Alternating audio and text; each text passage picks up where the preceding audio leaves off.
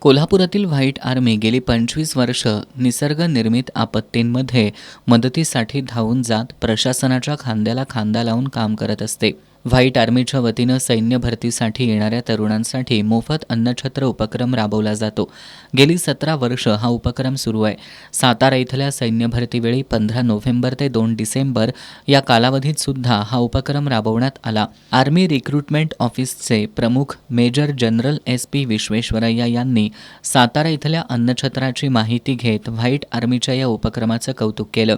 देशभरात कुठेही सैन्य भरतीवेळी अन्नछत्र उपक्रम राबवला जात नाही, पण व्हाईट आर्मीनं गेली 17 वर्ष हा उपक्रम राबवत राष्ट्रनिर्मितीसाठी मोलाचं योगदान दिलंय, अशा शब्दात मेजर विश्वेश्वर यांनी व्हाईट आर्मीच्या कामाचं कौतुक केलं. यावेळी कर्नल प्रशांत सिंग यांच्यासह सैन्य दलातील अधिकारी उपस्थित होते. व्हाईट आर्मीच्या वतीनं सातारा आणि कोल्हापूर या दोन्ही ठिकाणी सुरू असणाऱ्या भरती प्रक्रियांच्या ठिकाणी अन्नछत्र उपक्रम राबवला. याचा 18,000 तरुणांनी लाभ घेतला. या अन्नछत्रासाठी येणाऱ्या खर्चाची संजय घोडावत फाउंडेशननं जबाबदारी स्वीकारली. तसंच व्हाईट आर्मीच्या हितचिंतकांनी सुद्धा मदत केली. या अन्नछत्र उपक्रमासाठी SM Lohia college, new college, Rajaram college, Devchand college निपाणीच्या व्हाईट आर्मीच्या कॅडेट कोर्सच्या विद्यार्थ्यांचं योगदान लाभलं.